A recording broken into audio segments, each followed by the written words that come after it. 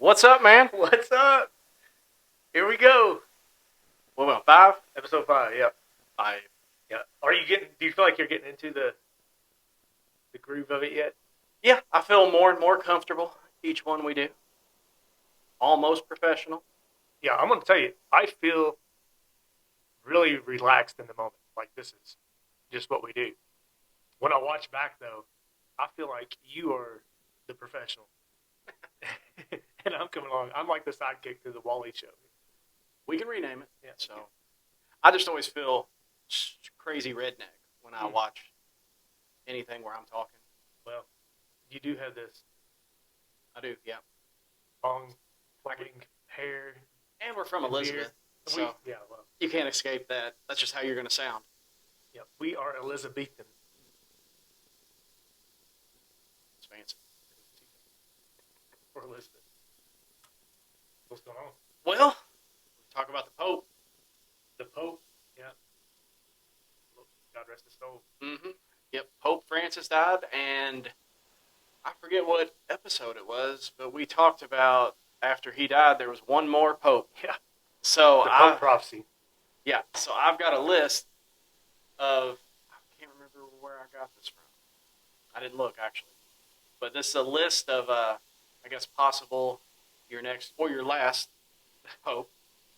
So the first one is, and I'm going to butcher every one of these names, just so we know, no disrespect if any Pope or future Pope watches this. Yep. So the first one's Cardinal Peter Erdo. He's the Archbishop of Budapest, Hungary. And Cardinal Fridolin Mbongo. And I said Bongo because he's the Archbishop of Congo. And then we have Mario Grech. He's the Secretary General for it's Synod of Bishops? Synod, okay. I knew you were going to help me out with this. I don't know much about this, but yeah. Yeah, just so everybody knows, we know nothing. Yeah. Not a thing We're about the popes. Least qualified to talk about this. Yeah. I just want to know who you're rooting for, really. Yeah. Cardinal, I guess it's Pietro Parolin. He is the Vatican Secretary of State. And this is the good one. Cardinal Pier Battista Pizzaballa. He's the Latin Patriarch of Jerusalem. And then we have Cardinal Luis Tagle of the Philippines. Let me see your list.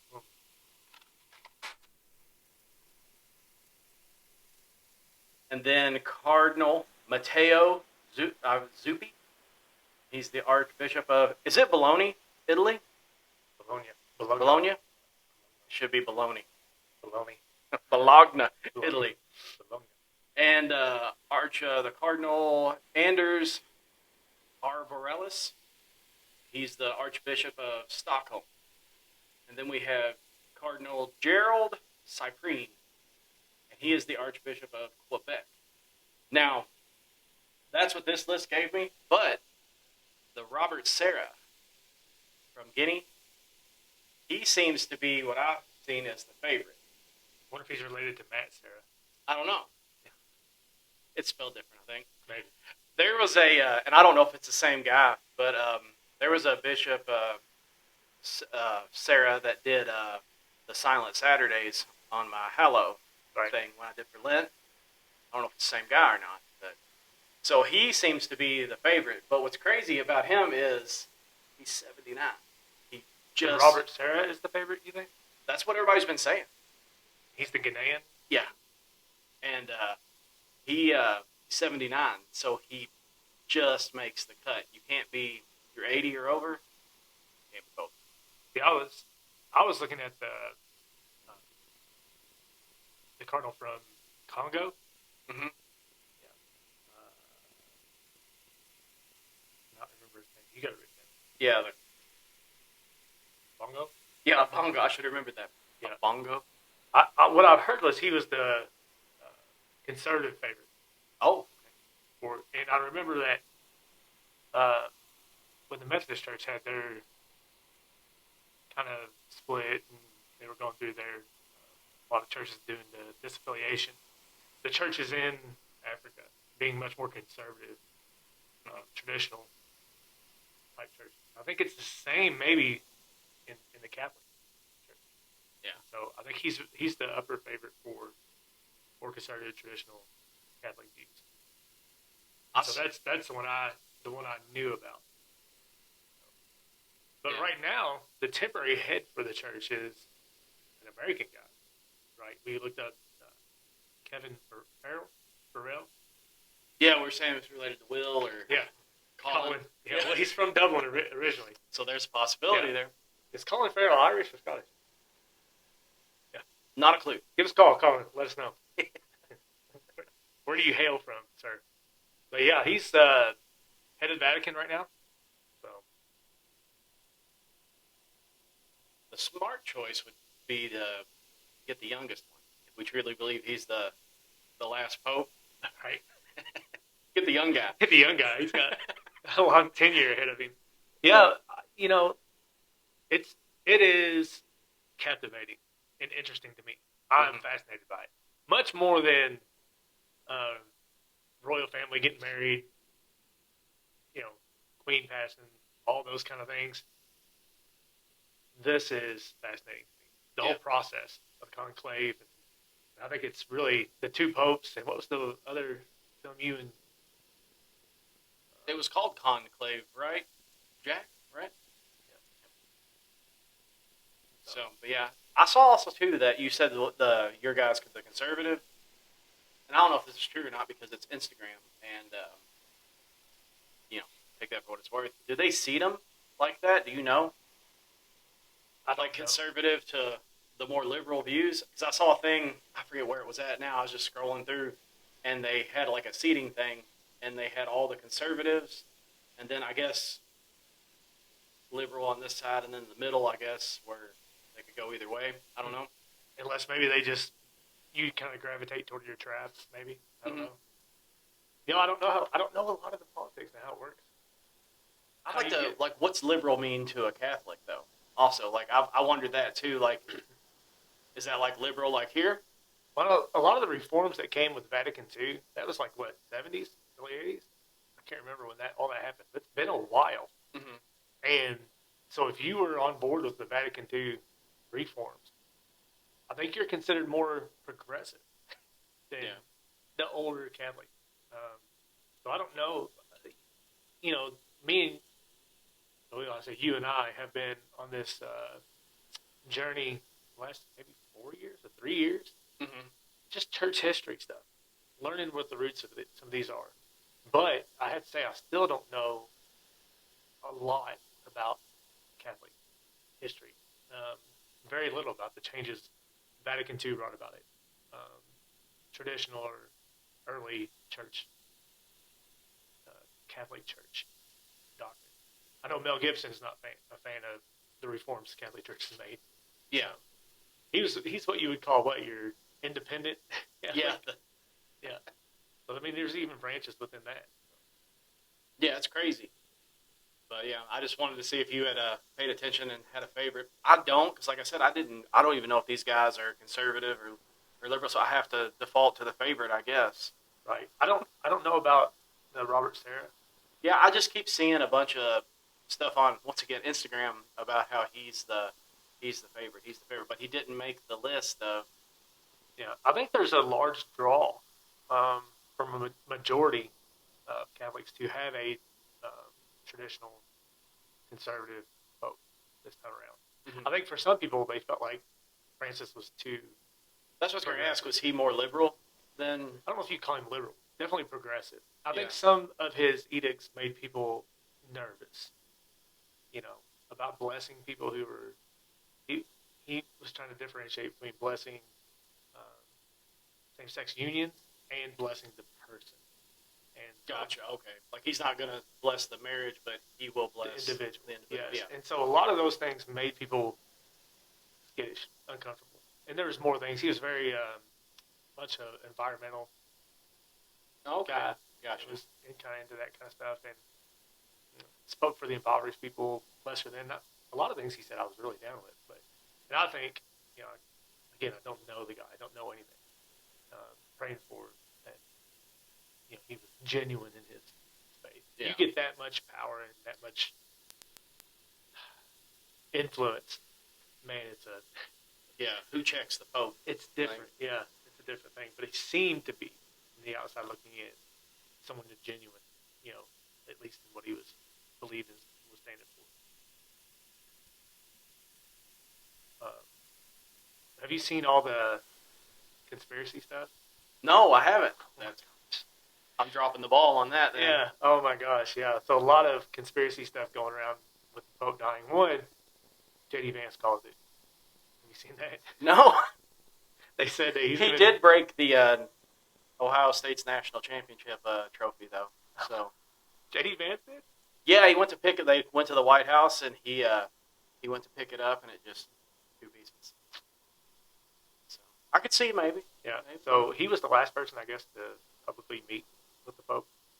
Oh, Him before he died, he passed, and so they're saying that he had something to do with it. well, you know what's crazy too is me and Jack talked about it, and you know, it seemed like they were kind of. It was almost like a roller coaster ride a little bit with his health because it seemed like, oh, he's on his deathbed, he's recovering but critical. Oh, he's doing better today, and if he was out on Easter, right? And then all of a sudden, you wake up Monday, Pope died. He gave a public address on Easter. Yeah, that's what I thought. Yeah. Or right before. Somewhere around that time, he was out, or I don't know if he was out and about, but I'm sure they. Well, if you look up, there's tons of conspiracies. I can't remember all of them, like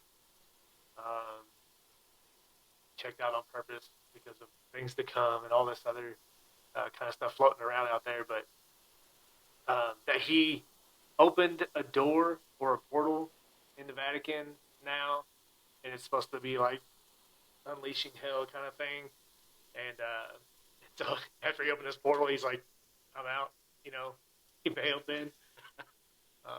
But really, my favorite take on this has been that here's a man who is struggling with his health for the last few months, at least. Yeah. And held out and was like, no, I'm celebrating Easter Mass one more time. And then once he celebrated Easter Mass, was like, I'm good to go.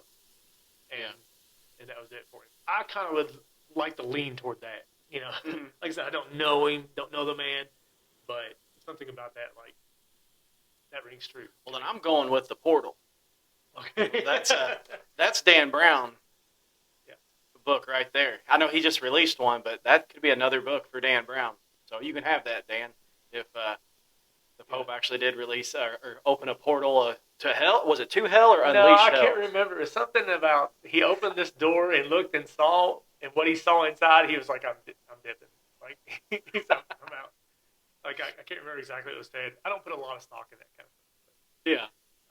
Yeah. I know you're into it. So. Yeah, I love conspiracy theories. Well, by the time we meet again, then you can update us on that. I know it. I'm going to have to. I have yet to do one on the podcast, too, so I'll have to remedy that next time. Conspiracy Corner. We'll have to do that. Episode 6. So, 6, too. Yeah, maybe we'll wait till 7. You know, I always like to lean toward the inspiring story. So, yeah, if he's like, no, I'm celebrating Mass, and then I'm going to go, then that's my kind of thing. I want that kind of inspirational. Yeah, like the hero kind of thing, right? Yeah. Well, like somebody preached on that not too long ago. Yeah. We talked about Baldwin the Great, like King Baldwin of Jerusalem. Oh yeah. Yeah, the leper Kingdom of Heaven. Yeah. And so that kind of thing too. Also, like here he is overcoming leprosy to fight Saladin, to defeat the armies. It's this crusade kind of, you know, and that kind of thought is becoming more popular now. You see a resurgence of, I don't want to say masculinity for masculinity's sake, but this kind of masculinity that has virtue. You know what I mean? Courageous. Yeah. I see that. Yeah, I know what you're talking about. I see that a lot. Yeah. Self-sacrificing. You know what I mean? And so I think toxic masculinity has got such a platform in our culture lately. and the patriarchy and all these kind of things and how it's negative and how it's been subverting people for centuries. But what we don't talk about is virtuous masculinity that has advanced culture and progress and people since time, in, you know, in the beginning. That virtuous masculinity has been the mover of kingdoms and nations and progress as we know it for centuries. And I think you see kind of a resurgence of that. Mhm. Not masculinity for masculinity's sake, or to be divisive Divisive. of sexes, or to subvert any culture or femininity at all. But there has to be some structure for men to grow on. Oh yeah, absolutely. And so you see a lot of this resurgence of this kind of virtuous manliness, virtuous machismo that I think is biblically rooted. You know, it's typified by Christ in his life, in his suffering, and the way he carried himself. There were times where Christ was someone you wouldn't want to cross. You know what I mean? And the Pharisees found out real quick, like, oh, we don't want to mess around and find out with this guy. Yeah. You know, he called them out. He called them out on their taking advantage of people, you know, robbing people, basically, their virtue signaling, their false hearts, all those things. He tipped over the tables. That's the one story people like to go to. Oh yeah. That's one of my. I like it. You can get a whip, you can kick some tables over, you know. But he had the power that he could have subverted everyone by his might and strength. Mm-hmm. But instead, he sacrificed himself as a servant to advance us to eternal life, to advance us, to progress us in victory over sin, champion us, for us.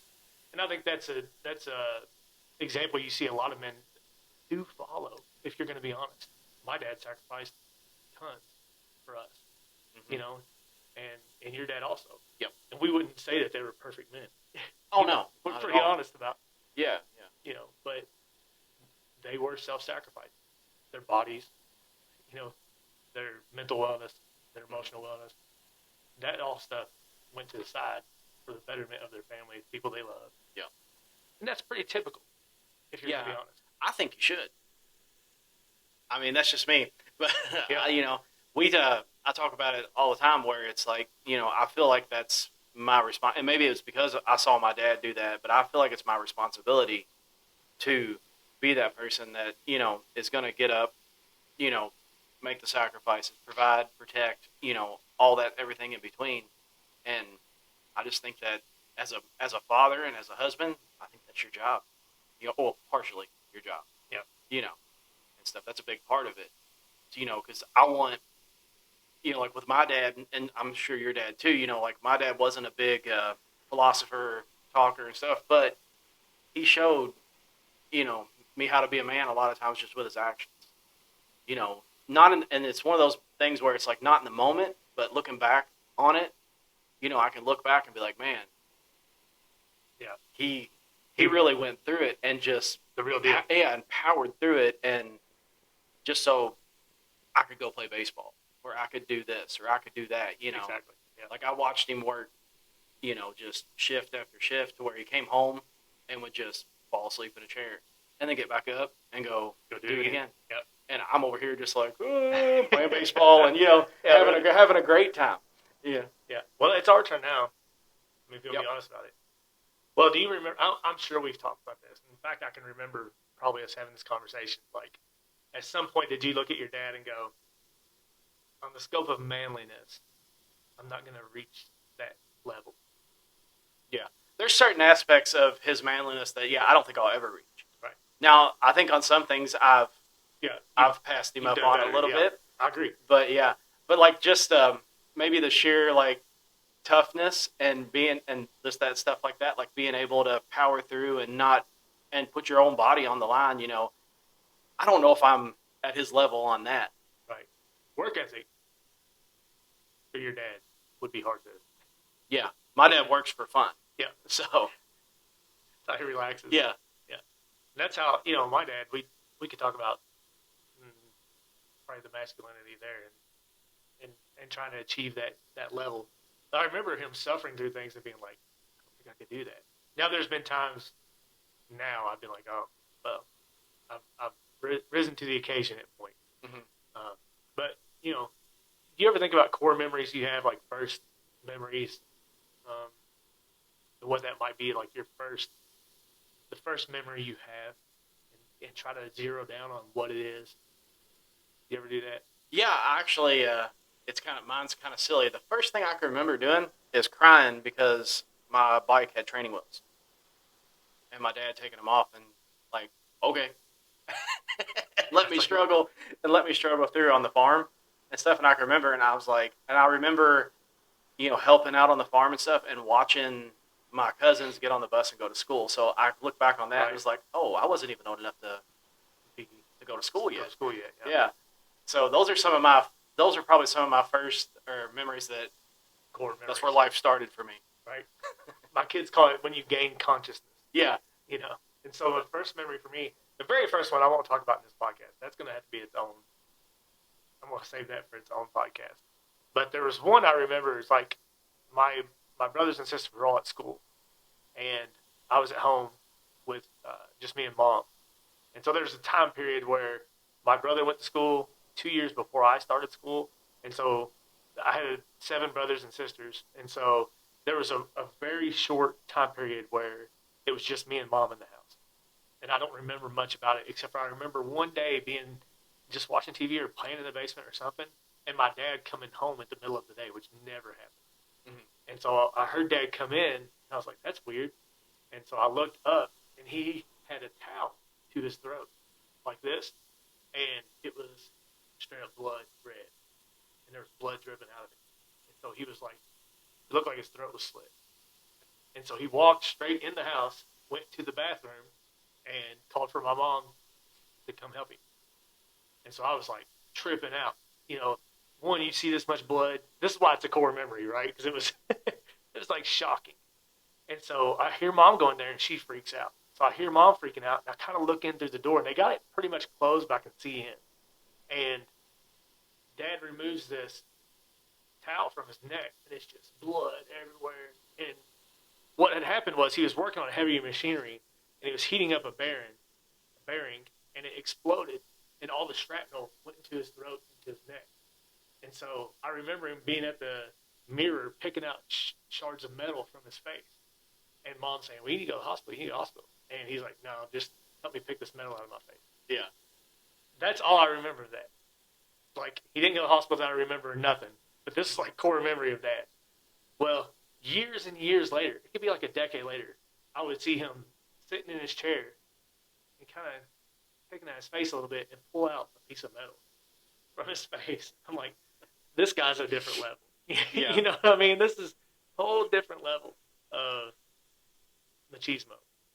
But so that's one thing. I had this ethos in my mind built up. This, the lore of my father was greater than maybe what it was actually was. Like now you'd be like, hey, go to the doctor. Yeah. You know what I mean? Well, and what probably made it even more macho is for your dad is, I guarantee he was probably like, Joyce, come help me. Like your dad had this intimidating way of just silence. Yeah. Like my dad was more of a he was a little more bubbly, joked around a little bit and was more of a talker. But when I first met your dad, it was actually before I met you. We went to Jerry's and he was working on a car, and I remember seeing him walking across the parking lot, and my dad was like, "Oh, hey, Sonny," and he just kind of did this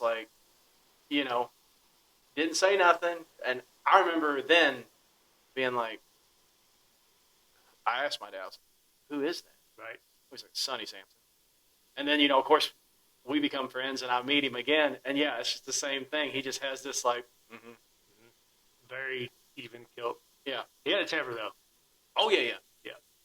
But, I didn't raise his voice. I remember all my friends, pretty much everyone that I know that has met my dad had a unique first impression Mhm. of him. And so when I talk about having this virtuous manliness, a virtuous machismo, a virtuous masculinity, like, do I come across with any kind of weight Mhm. when you meet me? You know what I mean? Yeah. Like, is there anything, like, if you met my dad, and really your dad would leave an impression on people, and maybe not just because of a mohawk. You know what I mean? Yeah. there's there's something of a weight that he carried with him. Now, this is something I feel like can be passed down spiritually from your heavenly Father. Mhm. There was something about Christ that was beyond human appearance. You know what I mean? There was something about him that drew people into it. Mhm. And the Bible says it wasn't. There was nothing about his outward appearance that would draw you. There was something about him that would draw people in. And so that's a weird thing maybe to ascribe to or to desire, is that you have some kind of weight to Yeah. you. And there was something charismatic, whatever you want to say about both our dads. I think there's a truth that comes through on people sometimes.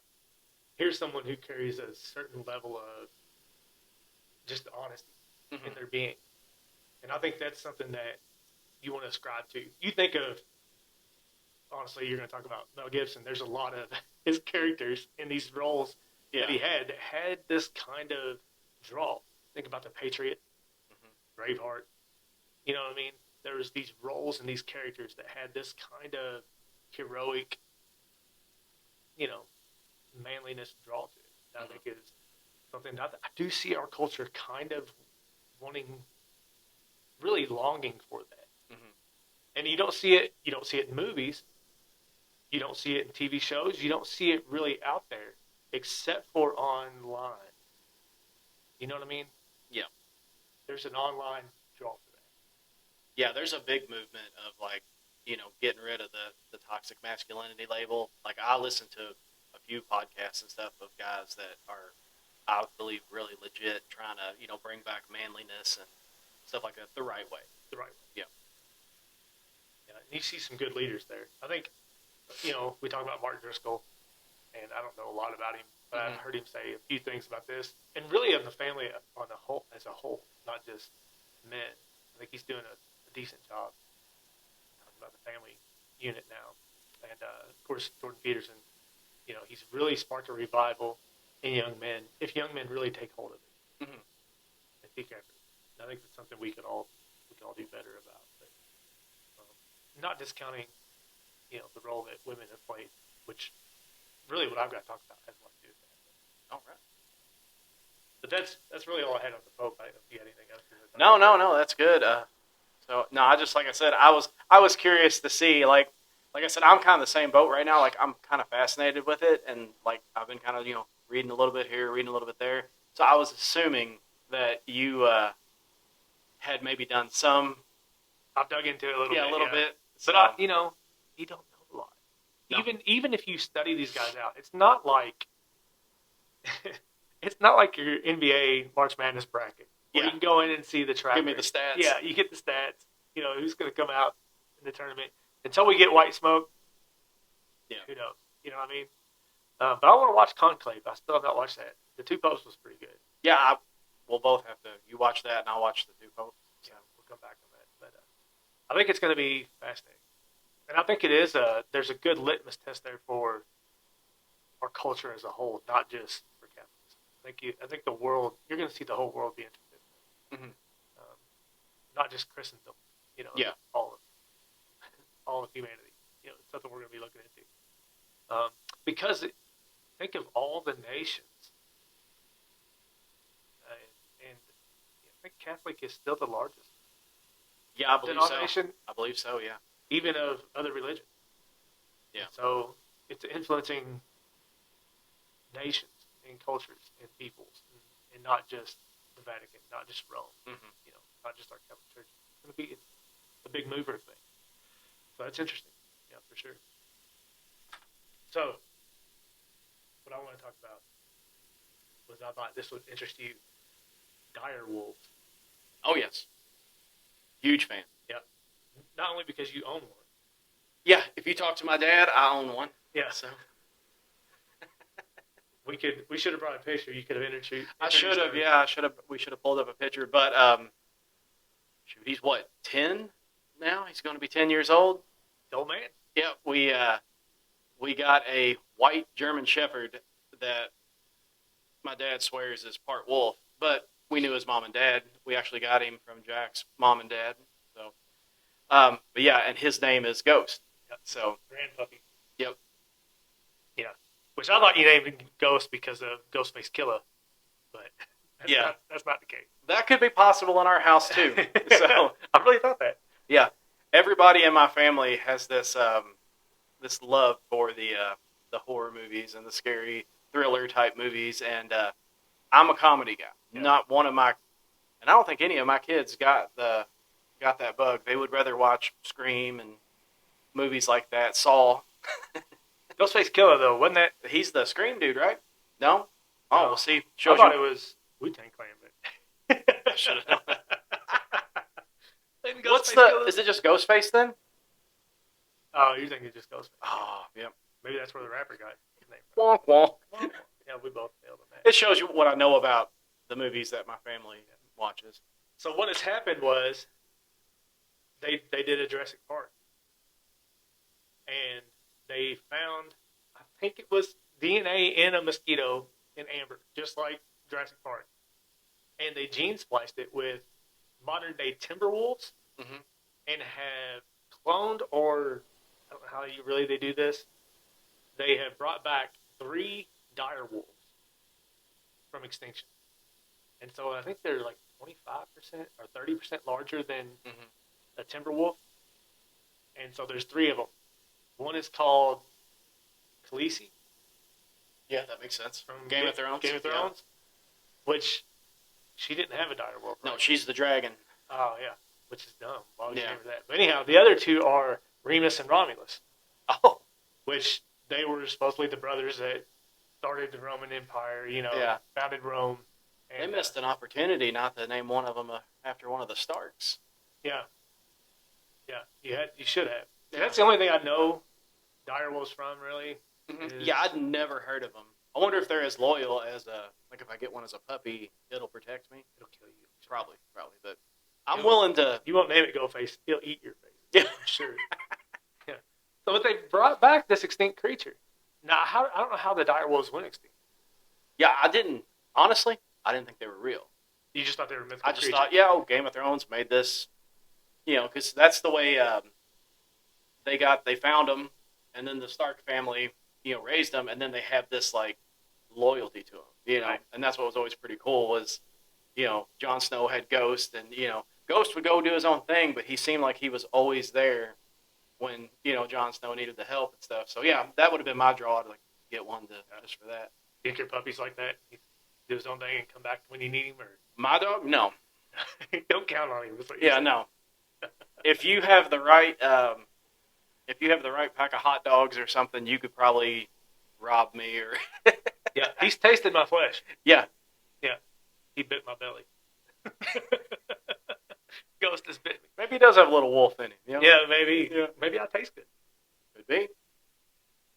I'm just saying. Probably inappropriate, but yeah, I think there is plans. The first I heard of this was there were plans to create woolly mammoth.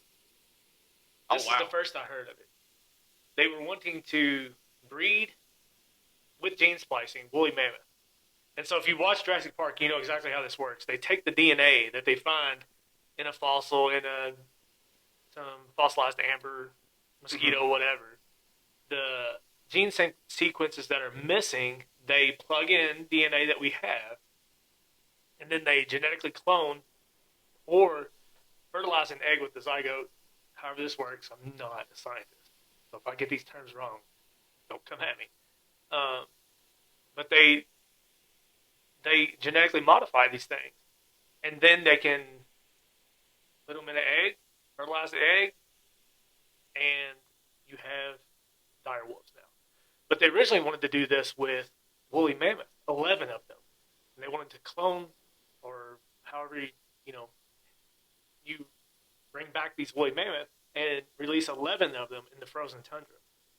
And they said it was going to affect the ecosystem somehow Like for the good.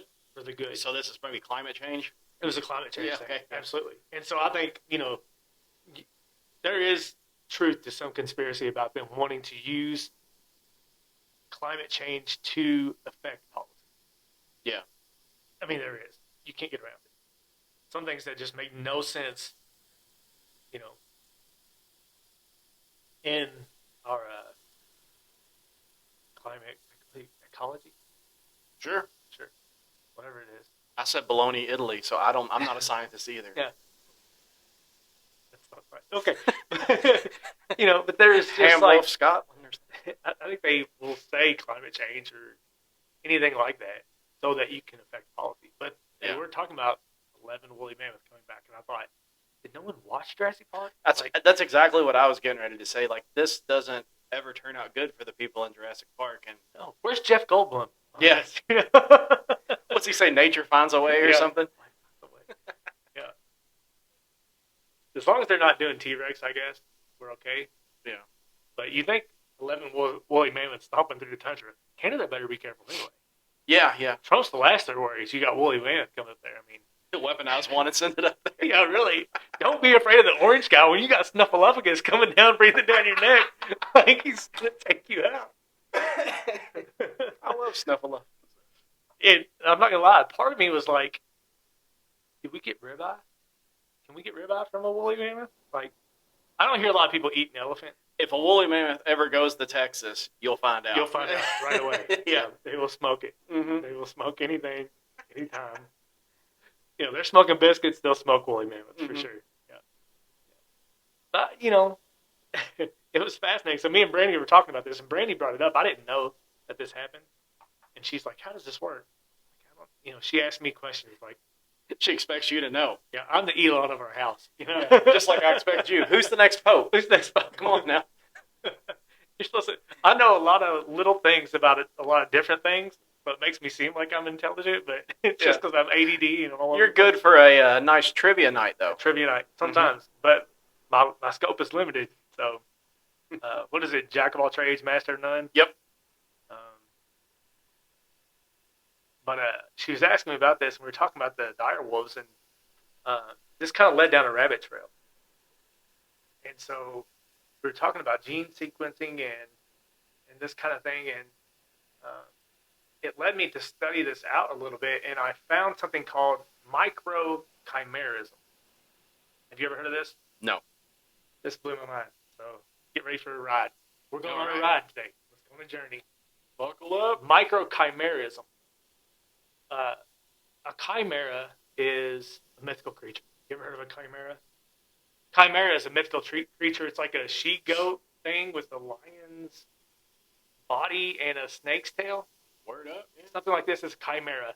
But a chimera is the union of a couple different kind of species or animals or things that's an impossible thing.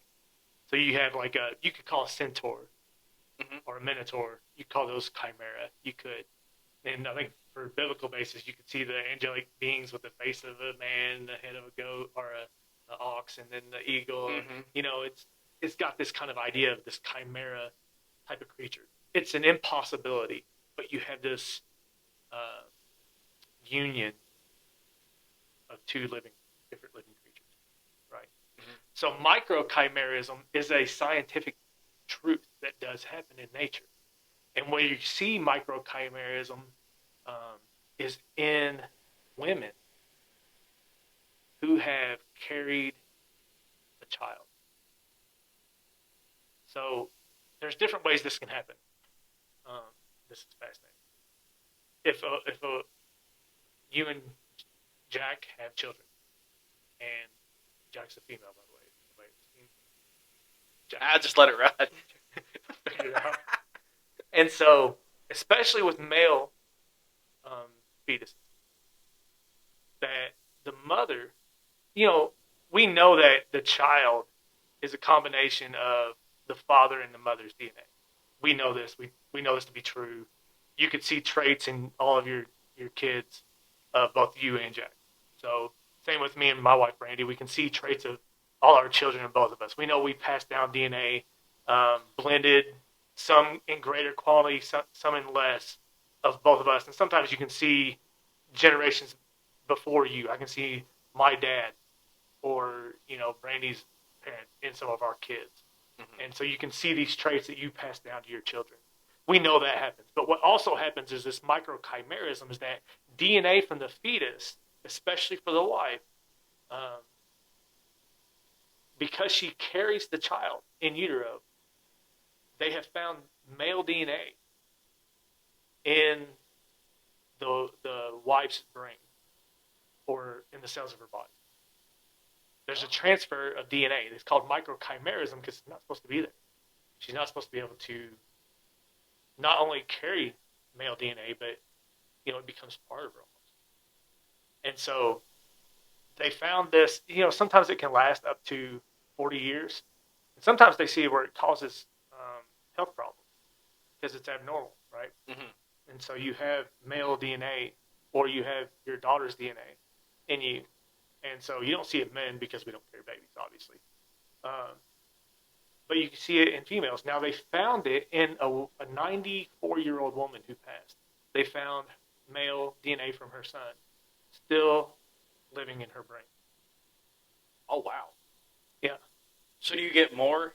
Like, me and Jack got 3 boys. Mm-hmm. So. Yeah. It could be some of that, but we don't know how. We really don't understand it. We don't know. I don't understand it because I'm not a biologist. But we don't understand it as people because our scope of information is limited. We don't know very much about this. We don't know how it happens. We don't know how you can continue living. Why does it have more adverse effects? And really what role or effect it has on us. Mm-hmm. We just know it happens. That DNA from your boys at some level could be present in your spouse because she carried them. Now you see it also, the possibility of it in blood transfusion when it's a serious amount. Okay. Gotcha. When it's a lot of blood, like a traumatic thing. You can see it there. They've seen evidence of it in natural intercourse. So there's not to get too graphic on this, but there is a transfer of fluid. And so you have a certain amount of DNA that you can carry. It's possible. We don't know much about it. You don't see it a lot in men, but you see this a lot with women who have carried a child. So they think it's possible. I think it's also possible for like organ transplant kind of thing. The Bible says life is in the blood. Yeah. And so we know that this happens. And so my question is, how much of Scripture that we take for granted, we don't understand? The Bible says, a man shall leave his mother and father's house and be joined to his wife, and the two shall become one flesh. Yeah. So you think the Bible is getting scientific? Absolutely. Yeah. I think there's more truth there than what we knew. That we have this, that the intimate relationship between a man and a spouse goes beyond a physical thing. We know a spiritual thing takes place. This is why divorce is so devastating. I mean, you're tearing apart a person who has become one, and you're tearing them now apart into two. We know this happens. We know the devastating effects of it. Not an easy thing. And so, but that could be happening even on a physical, if not just metaphysical level. And so Brandy and I were talking about, this is a conversation Brandy and I were having laying in our bed, looking at our ceiling. And married couples who have been married for a long time start looking like each other. You ever seen this? Start looking alike? You know what I mean? Heck yeah. You're in trouble. Yeah. Jack, man. You got a right spirit. She starts.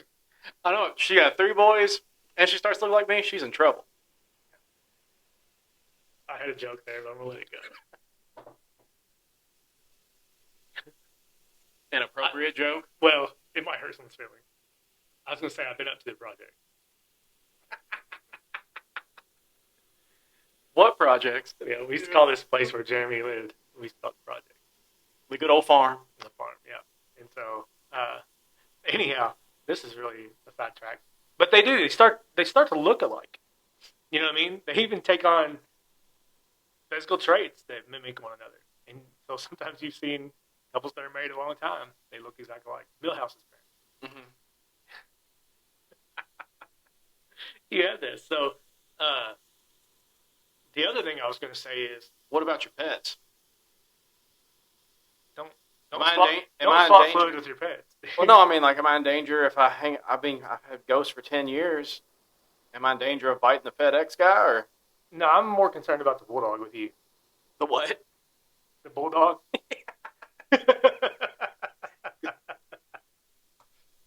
Shout out to Willow. Yeah, Willow.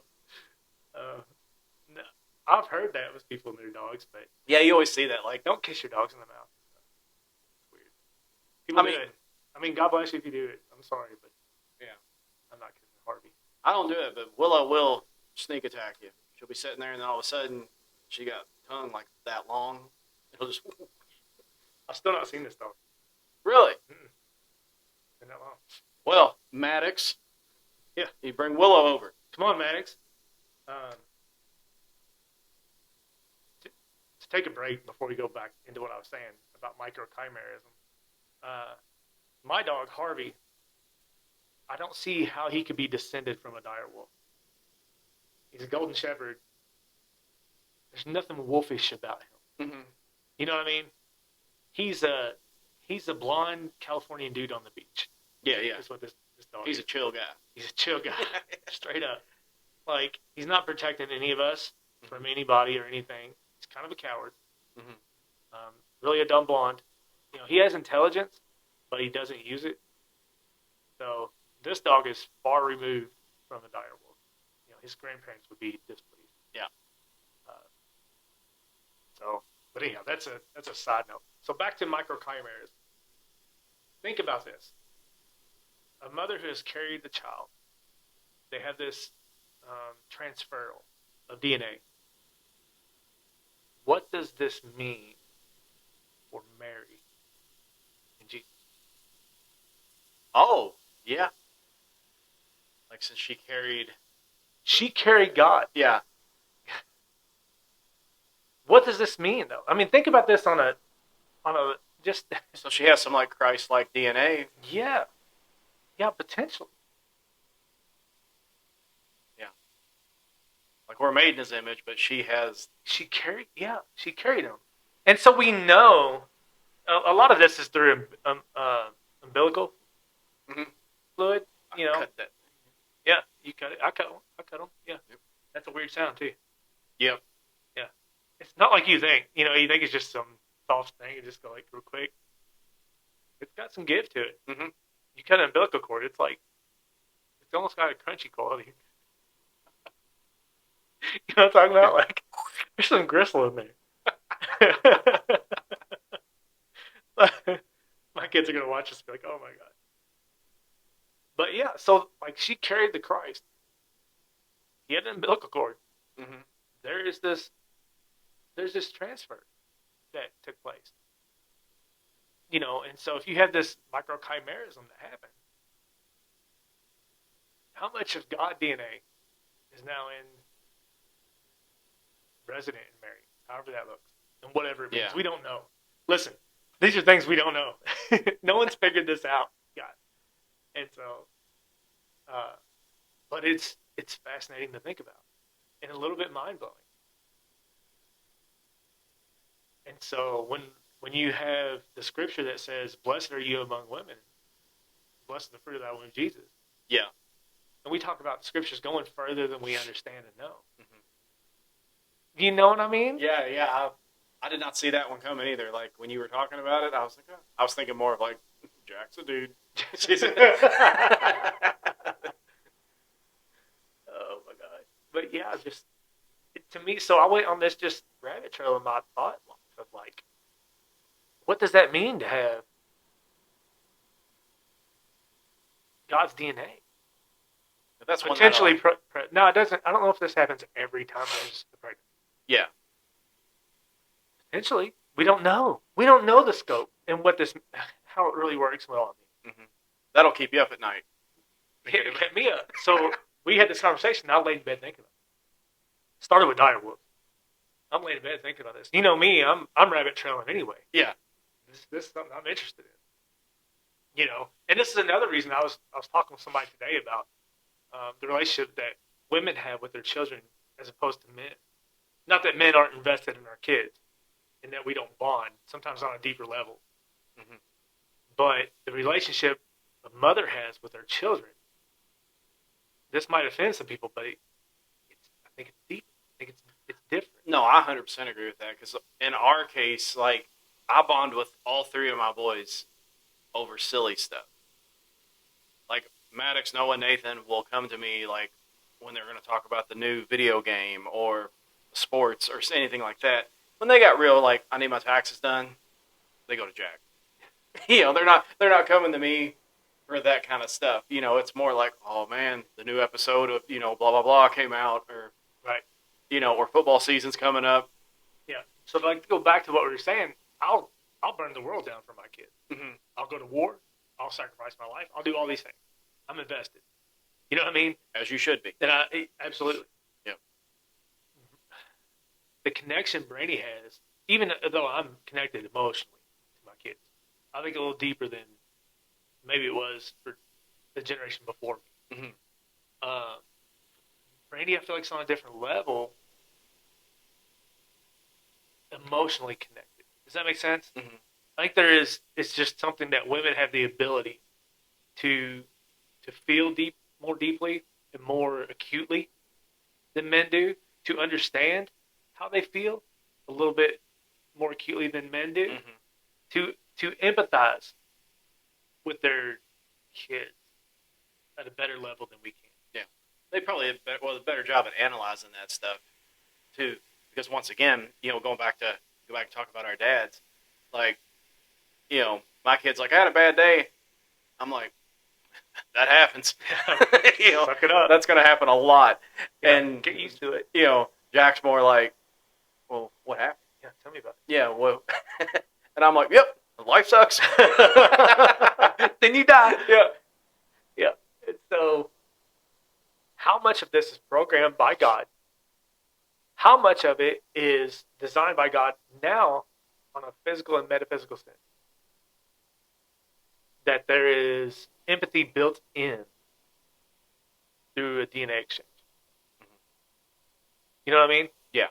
And so, there's another scripture that came to my mind. You remember when they took Jesus to the temple? Mm-hmm. And Like the dedication? yeah. Wait, like, that's where you have to... They redeemed him. Redeem, yeah. Yeah. He was presented at the temple. Mm-hmm. They redeemed him. Anna prophesied over him. Yep. Then Simeon took him up. Mm-hmm. And do you remember what Simeon said? That he could die? Is that's to do the... Yeah. That he would... Like, pretty much like, I He can would go be anytime now. there for the right... Well, he could die. Simeon could die. Because Yeah. he had seen the salvation of Yeah. the Lord. Consolation of Israel. But he also said that this child would be for the rising up and following of many. Mm-hmm. Both in Israel and the world. And he said, a sword will pierce your heart also. Oh, yeah. Talking to Mary. Yeah. And so, to see her own son die, Mm-hmm. we would say, bone of my bone, flesh of my flesh, blood of my blood. Mary's experiencing this possibly on this micro chimera level, and so the other part of me is like, do you know that this is not a Protestant thought? For Protestant thinking, Mary died, is buried somewhere, and we don't know. Her bones lay somewhere. The early church and our Catholic and Orthodox brothers now, she didn't die. She did not die. The Assumption of Mary, she was assumed into heaven. Kind of like Elijah. Elijah, yeah. Or Christ was assumed to heaven. Mm-hmm. But yeah, like Elijah. Yeah. Her body's not here. That's early church teaching. Yeah. And so they had the Assumption of Mary. You've heard this? Assumption of Mary. Mm-hmm. She was assumed into heaven. how much of that is now because she has a DNA in her that cannot be defeated by death. If that's the, That's good. Yeah, that's a I'm good gonna point. get some, I'm gonna get some backlash on this. From You should do a sermon. yeah. Think about it though. If there's a trace of Christ's DNA in Mary, how could she? Yeah. Death can't defeat that. You know what I mean? Oh yeah, yeah. Isn't this crazy to think about? It is, yeah. It kind of blows my mind. So I don't know. Don't know. This is the first time any of this I've not heard anybody talk. I've never heard it taught. I didn't know about microchimerism until I heard about Darwinism. It sent me down a rabbit trail of gene splicing, zygotes, DNA, Jurassic Park. Jurassic Park. Yeah. Ned Flanders. What is his name? Not Ned Flanders. Ned Lee. The dude with the glasses who were still in the can of Barbasol. Oh, I don't remember what his name. The dinosaur came out. Yeah, I can spit in his face. Yeah, all that. So all this came about, and I'm just like, this is how it happens. Your brain starts spiraling. You start thinking about, what about Mary and Jesus? What about she couldn't have, if she had any of his DNA? How does death? Oh, she was. The Bible church says that she was assumed. Is this a possibility? What does this mean for us? Again, I don't know. Yeah, but it's fascinating. I think it's definitely on the table, though. It has to be, Yeah. right? It's so again, don't come at me. I'm not I'm not converting or whatever. This is fascinating. And it kept me up. So now you get to share in this. It kept me awake. So now nobody's sleeping. Yeah, Everybody's going to ponder these eternal, profound mysteries of God. Okay, so I have one more wrench to throw in.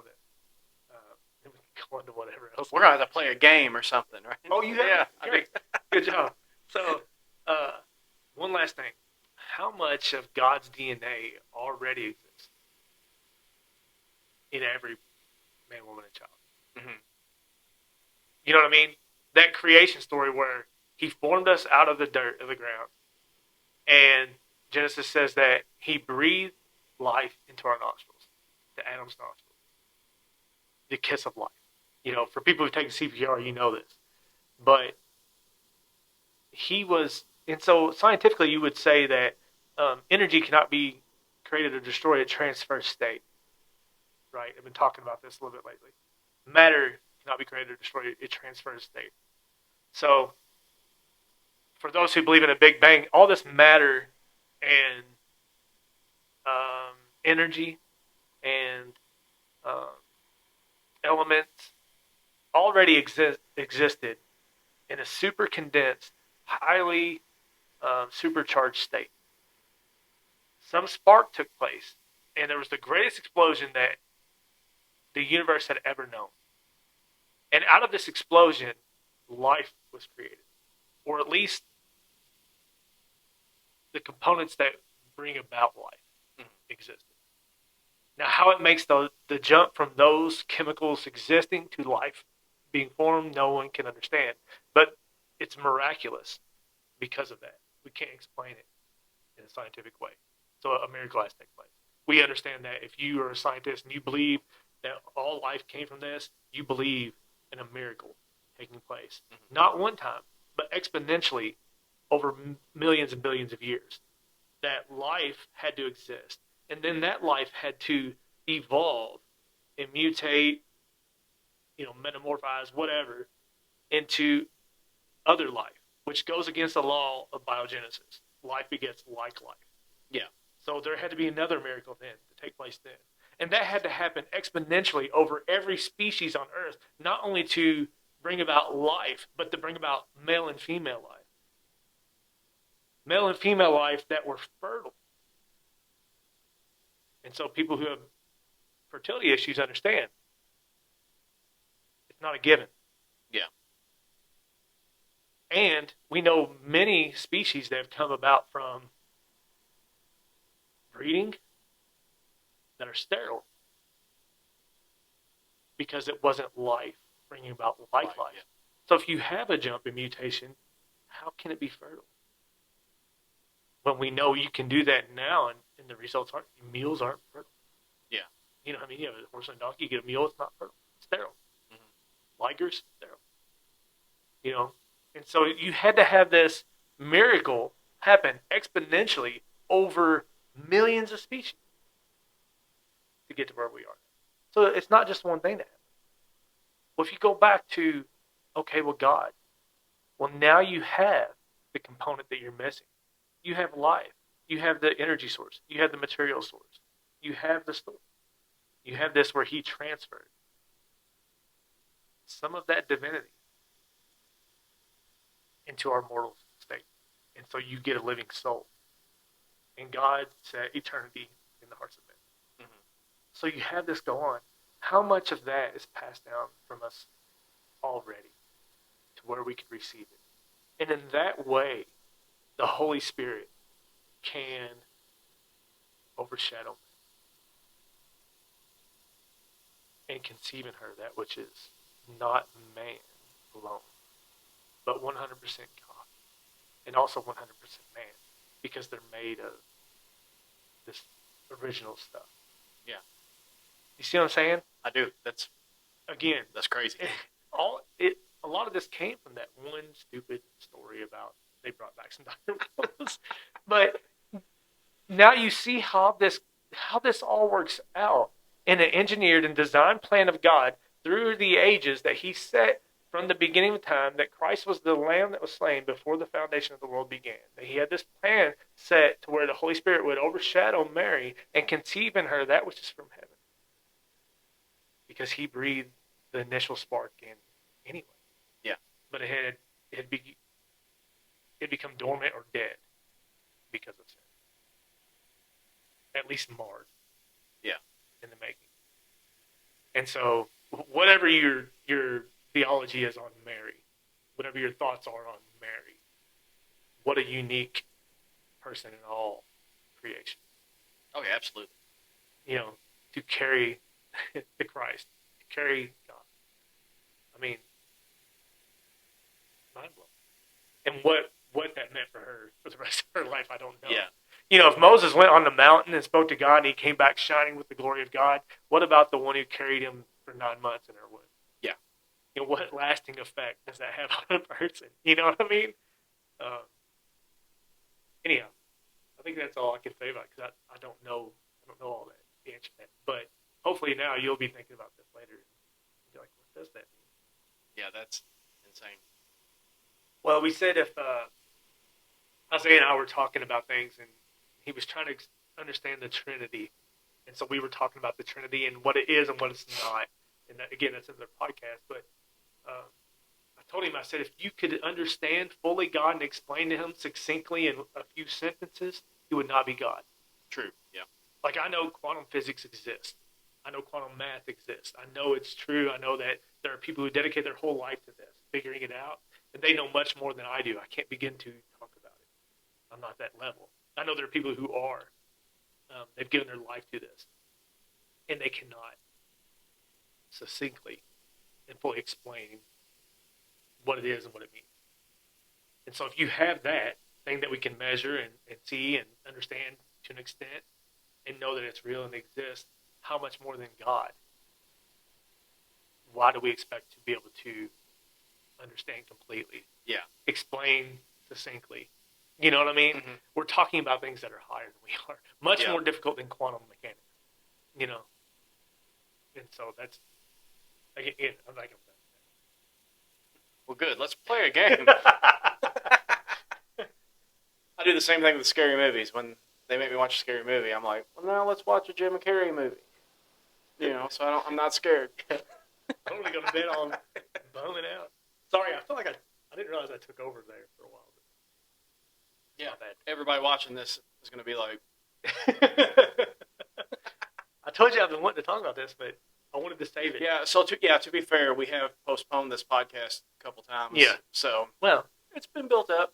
It happens. You going to be able to sleep tonight? Yeah, I can process it now.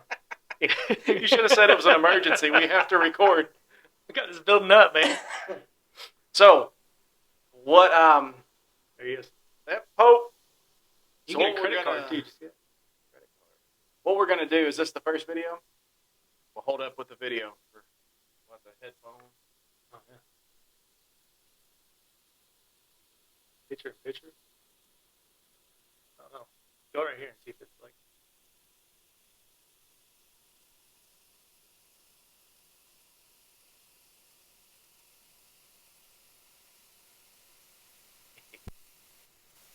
I don't think he has volume on. Stand by. Stand by. Oh, So, right here. Yep. So what we're doing. Go ahead and use that again.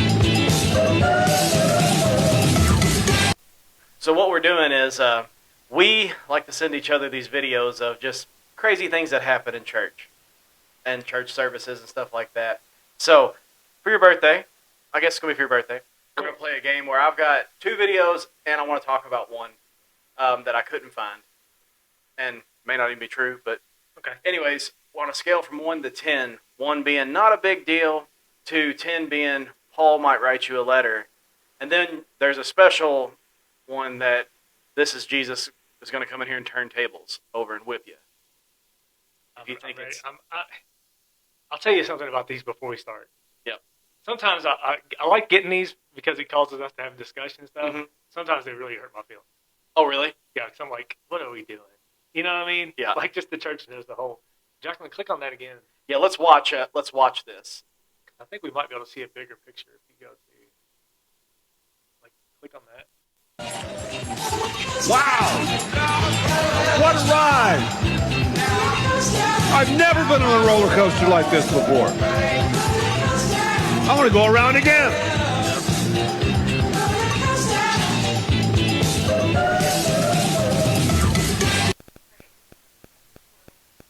I'm sorry, fans, but this pastor's riding a roller coaster. And this is just Red Hot Chili What a Peppers. ride! Oh yeah, roller I've coaster. never been on a roller coaster like this before. I know they covered. I want to go around again. Yeah, I don't think they wrote it originally, but He's going around again. yeah, he said taking another lap. Yeah. I think maybe somebody was supposed to stop him. Somebody dropped the ball. They built this in their church. Yes. Now, I don't know if you know any, like, this is for what? Do we know? No, I sent this to you. Yeah, you sent this to me, so. I was just like, there's they nothing built like a the roller twists coaster. and in their church. turns. No, he's probably getting ready to start And a the series speed about something. I didn't really of look a it up roller or watch it. He hurt his foot. Oh, You know, yeah. I broke my foot yesterday. So, Poor guy. anyways, so roller coaster in the church, possibly Red Hot Chili Peppers playing in the background. So, you can go first on a scale of 1 to you're getting a letter to Jesus turning tables over. How much does this, You getting a letter or turn the tables over? That's our scale. or no big deal? Like, Okay, no big deal. To you're getting a letter. yeah, and Jesus flipping yeah, tables. 1 through 1 is no big deal. 10's you're getting a letter, and then like I said, if you need to go extra, that's Okay. Jesus turning. All right, I got tables. I got the scale now. So, All right. Man, I really feel like this is probably 6, Mhm. somewhere about midway. Like, I think I sent this to you saying, I think I sent this to you and I said people have a problem with like Orthodox Mhm. church services. If you ever watch an Orthodox service for the Orthodox Church, it's a lot different from our worship service. And I'm not saying that we should do all the Orthodox stuff, but there's a lot of kissing of Idols. not idols. Maybe icons and different things, but it's a very traditional, older style service. Mhm. They do more chanting. There's some beauty to it, really. And some people might say it's weird. And some people say it's weird, but meanwhile, I think I said that Pumpkin Spice Pentecostal Free Church Yeah. of God or something like that. They got a roller coaster built, and they're coming through listening to Red Hot Chili Peppers potentially, and I felt like maybe we're missing some kind of worshipful, Yeah, and see, respect. I'm going on the 7.5 with it.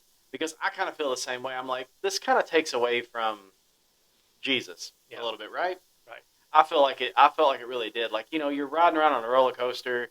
I think this is just to get people in the seats, Right. kind of thing. Well, Like, come disclaimer, watch. I don't know this pastor, this church, or anything. I know that probably cost $3,000 to build. Yeah. At least. And that's if you have some guy in the church who can build stuff and knows how to do stuff. Mhm. And maybe it was all given, and that's fine.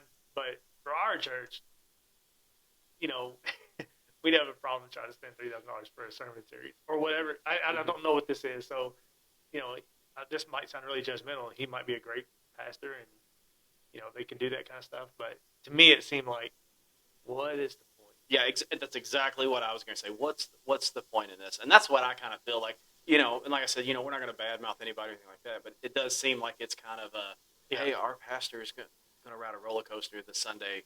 Coy, come, come check it out. They may be playing Red Hot Chili Peppers too. Do you know? I saw, and I don't want to take away, because I don't know what you've got planned. This is all you've prepared this special, so I don't want to take away from what you're doing. But did you see the church that was playing Deftones? Didn't realize it was the Deftones. Mm-mm. Some of that White Pony stuff can Uh-huh. be really atmospheric. Yeah, they got that kind of sound. Yeah, real pretty and stuff. And so I heard this, and I was like, oh, that sounds familiar. And they said, when someone at your church plays Deftones and they don't know it, I was like, oh my god.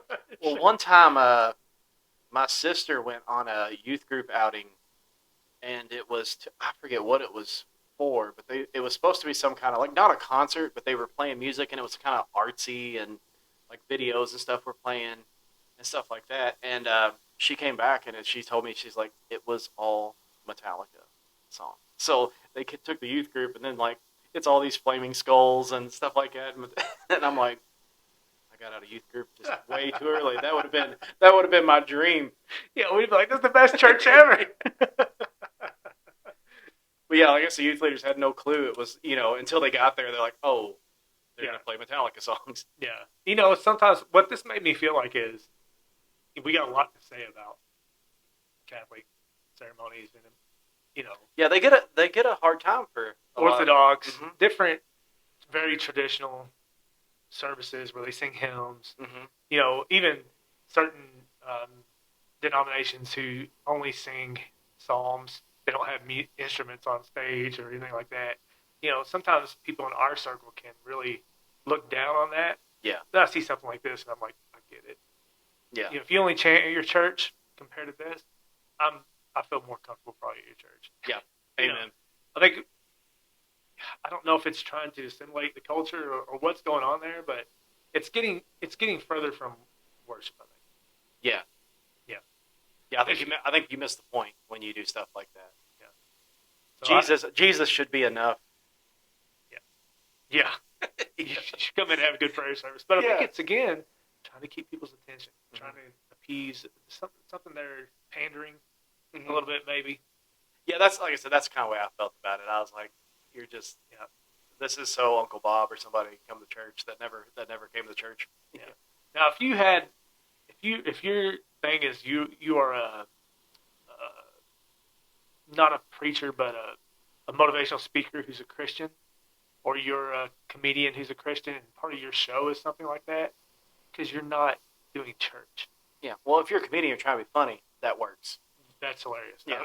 I'm going to go again. Yeah, I would. Yeah, I get it now. Yeah. It's a bit. That makes sense. But if you're doing worship and you're the officiant, that's something pastors I think we need to remember.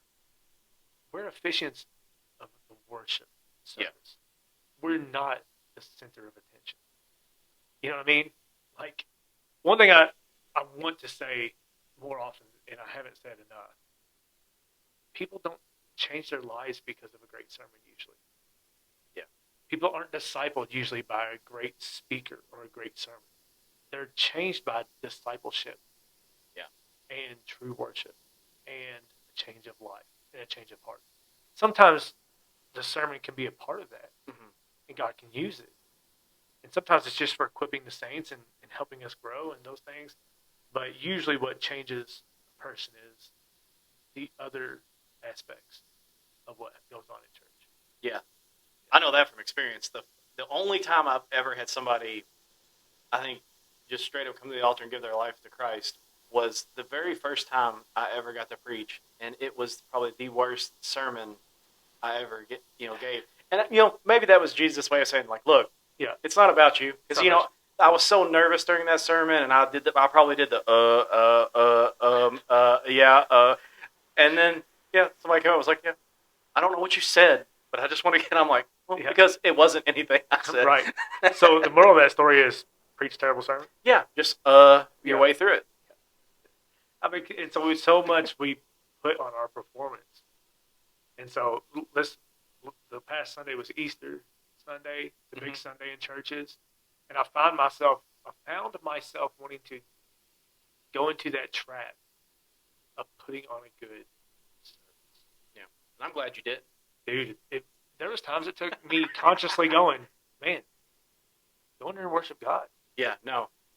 You know what I'm talking about? Like, we could have visitors. This needs to be right. The sermon better be on point.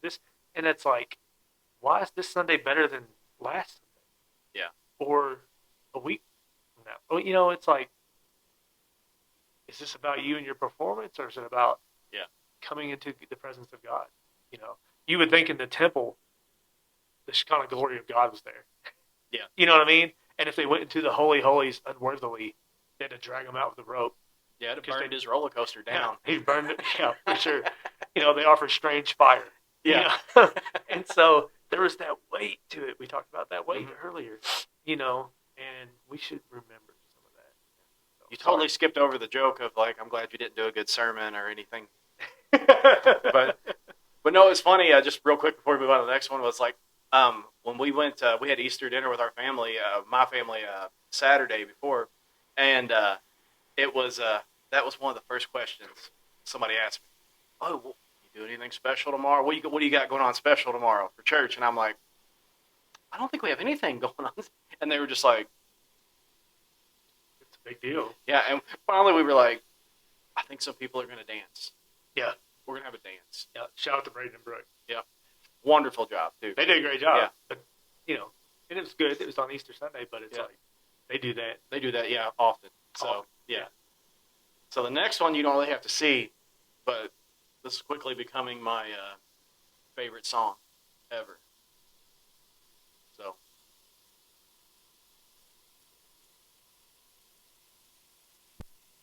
You're dangerous loaf of bread. You're dangerous loaf of bread. Say you're a dangerous loaf of bread. Keep rolling, rolling, rolling. I thought this was Limp Bizkit when I first saw it. It was rolling. You mean like rolling like The dough? like Texas Roadhouse? Just wild enough Roll to do it, roll stuff it. like dangerous loaf of bread.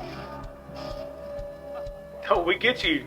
And Machine we Gun You're a Kelly. dangerous loaf of Her name might be bread. Kelly. You're a dangerous loaf of bread. So I'll go first on this one. This one, I think you're getting the letter. You are getting a letter on that. Like, it makes no sense to me. Like, what's a dangerous loaf of bread? What loaf of bread is the most intimidating out there? Pumpernickel? No, it's the bruschetta, because it will scratch your mouth. Oh, it'll tear the roof of your mouth. You ever eat bruschetta and you get the scratches on your roof of your mouth? It's really got crunch to it. So It'll get that's you. the dangerous loaf. That's the dangerous. But yeah, I'm like, this is another one that kind of same thing with the roller coaster. It's like, what? Yeah, I don't know if you get a letter from this. I think you get no, my child, no. In a letter. In a letter, though. What do you mean dangerous love? This is Paul's shortest letter. He goes, no. No. But yeah, when I first saw it too, I was like, oh my god. Yeah, my mind automatically went to Limp Bizkit, and I'm like, oh, are they gonna... I'll be loving this. Yeah, rolling, like rolls at Texas Roadhouse with some butter, and I don't know what she means. And I don't know what she means, and they're trying. I believe they're trying really hard because I don't believe for a second. Once again, we don't know this person either. We could be wrong. There might have been some moment in the sermon where the pastor was like, be a don't know. dangerous loaf. Where the body, I don't how he could tie it in. Dangerous. I don't know. There's a stretch there, but Yeah, but real quick before you give your ranking, but yeah, I don't believe for a second she wears this stuff. can you pull her up again? I was just say it's the backwards hat, the basketball jersey. It felt like appropriation. You think it's a youth service? Well, her posture's not You're a great. dangerous loaf of bread. You're a dangerous loaf of bread. This might be her most Say authentic you're self. a You know what I mean? dangerous loaf of bread. Sunday worship fails. Is that what this is? Yeah. Don't you know the enemy? I'd love to know what inspired this song. Yeah. See, I'm thinking the same thing. Yeah. Because we're just pause wild it. enough to Pause do it. stuff like dangerous loaf of bread. Is that a Jordan jersey? No, it's 24. If it's a Jordan jersey, she's got that. He wore 45 and 23. 23. Yeah. I don't know So what that is. could be Kobe. Every name's Jordan. Man. Yeah, I feel like the whole thing. Like I was like, There's, you know that thing we say sometimes where it's like, I just didn't believe it. yeah, You know what I mean? Like, there's a Demon Hunter song.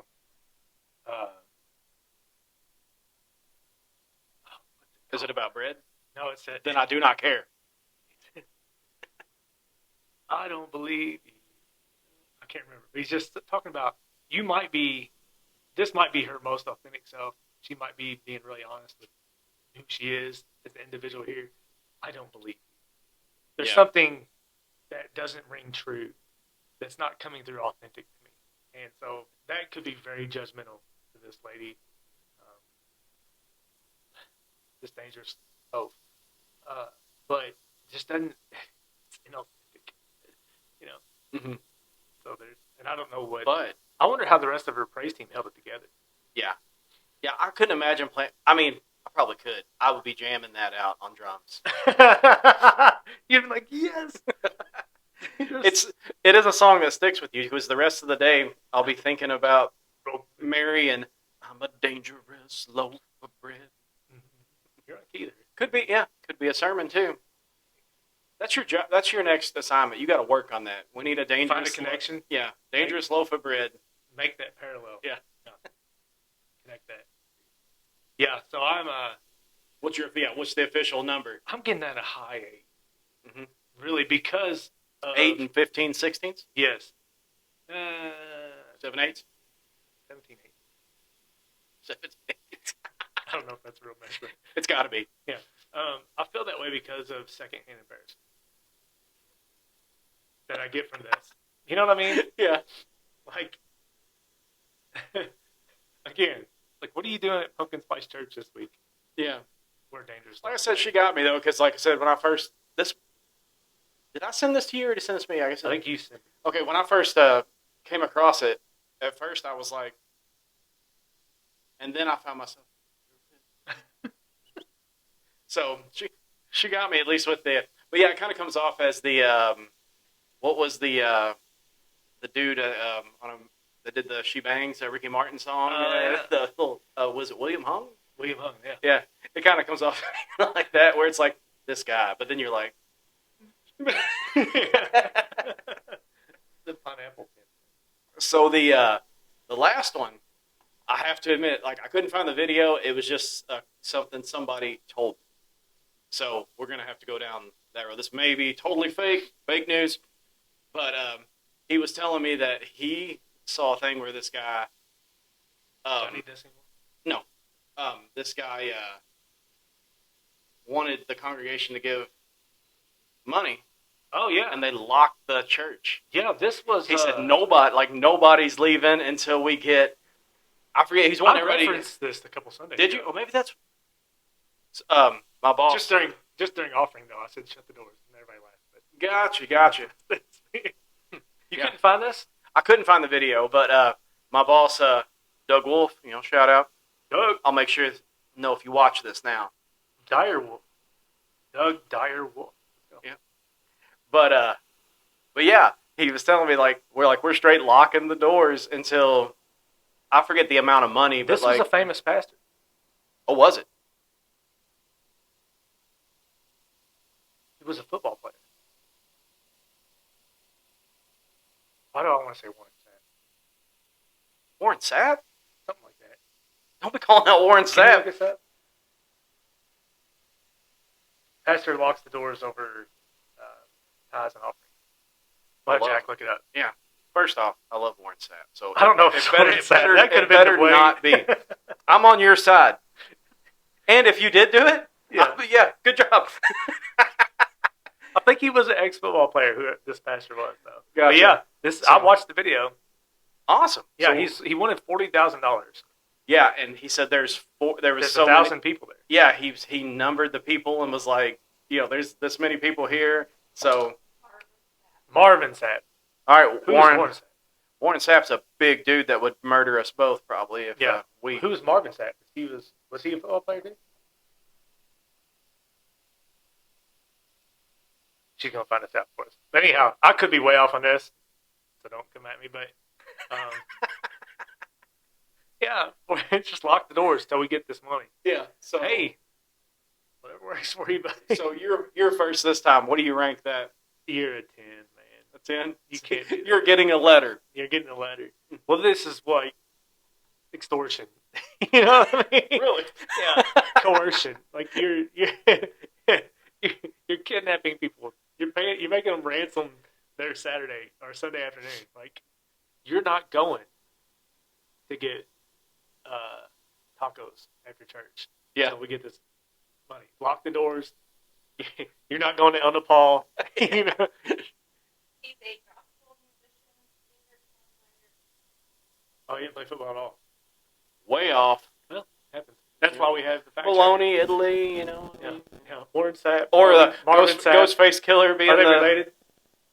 They're brothers.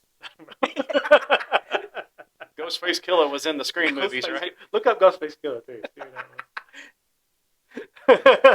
But We do need I used to watch the show Around the Horn, and at the end of the show, they would always have a guy that just specifically like told them what they messed up. We're gonna have that if we Oh, keep yeah. this up. He's a rapper. for who though? It's just him.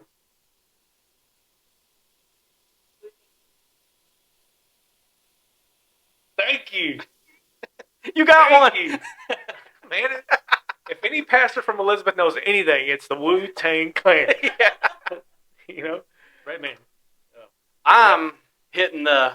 This is flipping tables for me. Oh, That's- yeah. it's the golden button because I believe that's what you should do in that situation. If you ever get locked into a church, flip some tables, maybe get your whip out. Don't lock me in. Yeah. I went on a mission trip one time, and it was kind of this, well, I wouldn't say a sketchy area, but Mhm. they didn't feel safe because it was out. I'll say this: it was out of country, and they locked us in, and I was okay. That was for your protection. right. Mhm. And That's so a little different. There was like a bar door and a lock, and I was okay until that moment. Yeah. Then you realize how serious this Normally is. on mission trips, you have one bad night. You know what I mean? Mhm. You're away from home. You're away from your family. You're in a strange place, especially when it's out of country. It's normal to have one night where you're just like, "This is it for me. I'm gonna die." You know, whatever. Yeah. But when I heard the door shut and the lock, I was just like, I'm imagining like those scenes in the movies where they have like the 500 locks on their door. It's like, it was just one loud clink lock. Yeah. And so, and we were in the building, and so that was it. Just I didn't sit well. It didn't sit well with me. And, that'd make me nervous. yeah, don't chain me into a church, man. Yeah. Especially when you just want money. Yeah. For what? Yeah, right. What they want? Well, the rights to the loaf of bread song or the roller coaster? You know. Right. What's So it? $40 from 1,000 people. Yeah. So yeah, there's a couple Sundays ago we were praying over the offering. I said, lock the doors, and I got a few laughs. It was worth a couple chuckles. I laughed and I had no idea. Huh. I was just like, Jerry's like, well, I'll give you the complimentary laugh. On this. Yeah. So all those things, a lot of it, what I'm hoping is they meant it to be tongue in cheek. Dangerous Yeah. loaf of bread. Maybe it was a little inside baseball. You know what I mean? yeah. Like it was meta. They were trying to be funny, just putting it out there. It was one of those moments, and then people sent it out on the internet like it was a serious thing. Yeah. and they were actually doing a bit. You know what I mean? True. True. Or the same thing with the roller coaster. Maybe he knows this is ridiculous, Mhm. but it's one of those meta moments where it's like we didn't know they were poking fun at themselves. Yeah. I don't think that's what happened. I think this was like legitimate moment. Now, Marvin Tabb, I think he's felt the wrath of this. Like, I wonder if he's repented at all. I guarantee he's got some feedback on that. It's been everywhere. How'd I miss that then? Maybe I didn't send that to you, but normally if I see something crazy, I send it right Yeah. to you. Like, you're my one guy. I saw, who was it again? The Christian comedian that's kind of edgy. John Chris, we talked about him. Oh, okay. Yeah. Yeah. I saw John Chris talking about there's some things you send to certain people in your Instagram feed. If somebody else saw it, you'd be in trouble. Like, Yeah. you have a good friend if you only send them these certain things on Instagram. And there's some things we joke about. We'll send back and forth to each other. Like, I probably wouldn't send it out on my normal feed. You know what I mean? But it's normally this stuff. You're Like, not sending it out to the board. Yeah. Check it out, guys. it's normally this stuff. Inappropriate church stuff. It's like, what were they thinking? Yeah. I always like the hardcore music over the people dancing around Yeah. and jumping around. My favorite. Or the Yeah. Benny Hinn with the lightsaber. Mm-hmm. I love it. Just mowing people down. Dude. Yeah. My kids like that stuff too. Hopefully, we don't take ourselves so seriously. We get into those moments. Yeah. I've seen stuff. Though. You know what I mean? Yeah. We ride that line sometimes. Like, come on, guys. But let's build a roller coaster. It has. Go around. So I'm good then. That's You all good? I had. Yeah. So I'm done with you. before we leave, happy birthday. Thank you. No, 43. no smelling salts for you or No anything. smelling salts. I almost did some before I came on here. It's gonna be one of those things where I'm gonna have to start my day. It'd make me the. I saw a guy. We need to talk about this real quick. We should get this video next time. Dude's wife was sleeping, and he took some of those smelling salts. And she Oh no. she came up one eye hard closed. I guarantee you that'd have been me. I'm trying to edit those to where we can put a clip out just of our facial expressions. Yeah, you need mine in slow motion. I think it was Maddox put it in slow motion for me, and it's way funnier in slow motion. It's got that like, except I'm more like, Well, thanks, man, for happy birthday. We will keep track of the white and the black smoke. Get your news here every 2 weeks or so. Yep. We'll be hopefully next episode we'll do conspiracy theories and talk about the new pope, maybe. Yeah. So, Yeah, and how long we have in this last pope. Yep. Because he's 79. a lot of the people on the list were in their 70s. So, How old is Francisco? Pope Francis. The 88? yeah, I was going to say it was 80 something. 80 something. 8. All right, man. See you. Take her easy.